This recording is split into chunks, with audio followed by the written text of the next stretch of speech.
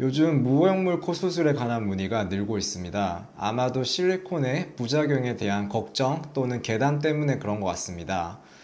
여기서 제가 가장 먼저 말씀드리고 싶은 점은 적절한 높이의 실리콘 보형물을 잘 사용한다면 실리콘의 부작용에 대해서 크게 걱정하지 않으셔도 된다는 점입니다. 대부분의 실리콘 부작용은 본인 코에 맞지 않게 과도하게 높은 실리콘 보형물을 올바르지 못한 방법으로 사용했을 때 발생하게 됩니다. 여기서 올바르지 못한 방법이란 본인 코뼈 너비에 비해 너무 과도하게 넓은 실리콘을 사용해서 실리콘의 가장자리가 뜨는 일이 생긴다거나 또는 실리콘이 코뼈에 딱 밀착되어 있어야 하는데 그렇지 않고 실리콘이 떠 있거나 코끝 부분은 실리콘이 침범하지 않아야 하는데 코끝까지도 실리콘으로 높였다거나 등등의 경우를 뜻합니다. 이런 상황들을 피하면서 제대로 잘 사용해서 수술한다면 실리콘도 충분히 안전한 재료이므로 너무 걱정하지 않으셔도 되겠습니다. 다만 이런 상황들을 피하기 위해선 충분한 경험이 있는 의료진에게 수술받는 것이 좋겠습니다. 저는 코 수술을 할 때 무보형물 코 성형도 많이 하고 실리콘을 사용한 코 성형도 많이 하는데 그 두 가지 수술법을 나누는 기준은 명확합니다. 환자분에게 더 예쁜 코 모양이 나오는 것을 추천드립니다. 예를 들어 코를 3등분해서 미간 쪽 콧대, 중간 콧대, 코끝으로 나눠 봤을 때 중간 콧대와 코끝의 경우에는 연골만 사용해서도 원하는 만큼의 높이를 높일 수 있지만 미간 쪽 콧대가 낮은 경우엔 실리콘을 사용하는 것이 좋습니다. 본인 코와 원하는 코 모양을 비교해서 미간 쪽 콧대도 높아져야 한다면 실리콘을 사용하는 것이 좋고 미간 쪽 콧대를 제외한 중간 콧대나 코끝만 높아져도 괜찮을 것 같다면 실리콘을 사용하지 않고 자가 연골만 이용해서 수술을 해도 충분히 만족스러운 결과를 얻을 수 있겠습니다. 먼저 미간 쪽 콧대에 대해 말씀드리겠습니다. 미간 쪽 콧대를 높이는 방법엔 실리콘만 있는 것은 아닙니다.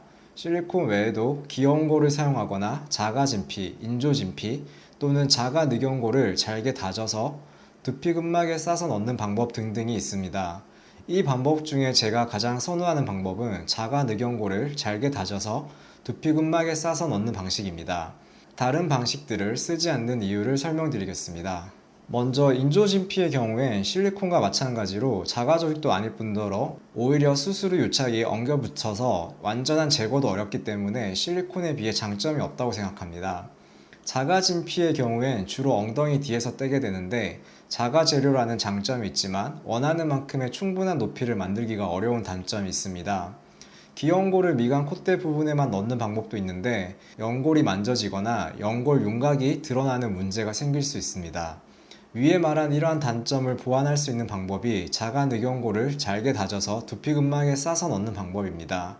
저도 추천드리는 수술법이지만 첫 수술인 경우에서는 잘 추천드리지 않습니다. 좋지 않은 방법이라서 추천드리지 않는 게 아니고 첫 수술인 경우엔 실리콘을 사용해서도 충분히 안전하면서도 좋은 결과를 낼 수 있기 때문에 그렇습니다. 앞서 말했듯이 제대로 잘 사용한다면 부작용에 대한 큰 걱정 없이 잘 사용할 수 있는 재료입니다. 다만 이미 수술을 여러 번 해서 코 상태가 안 좋은 경우나 구축이 심하게 온 경우에는 자가늑과 두피근막을 함께 사용하는 방법을 강력히 추천드립니다. 두 번째로 중간 콧대에 대해 말씀드리겠습니다. 일반적으로 코끝 성형이라고 하면 코끝을 높이고 콧대와 코끝이 이어지는 그 부분만 살짝 높여주는 방식이 일반적입니다.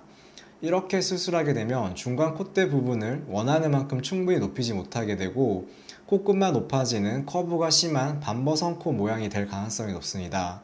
따라서 무보형물 코 성형 수술의 핵심은 이 중간 콧대 부분을 잘 높여주는 것이 중요합니다.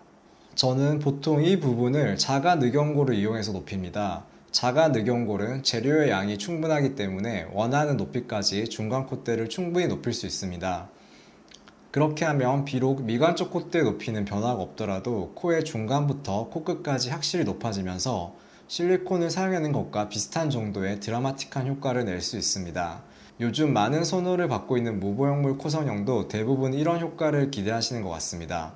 마지막으로 정리하면 무보형물 코 성형은 크게 두 가지 의미로 나눌 수 있는데 첫 번째는 코끝만 높이는 경우, 두 번째는 실리콘과 같은 이물질을 사용하지 않고 미간 콧대까지 높이는 경우인데 첫 번째처럼 코끝만 높이는 경우엔 중간 콧대를 적절히 같이 높여주는 것이 중요하고 두 번째처럼 이물질을 사용하지 않고 미간 콧대를 높이고 싶은 경우엔 자가늑연고를 잘게 다져서 두피근막에 싸서 수술하는 방법을 추천드립니다.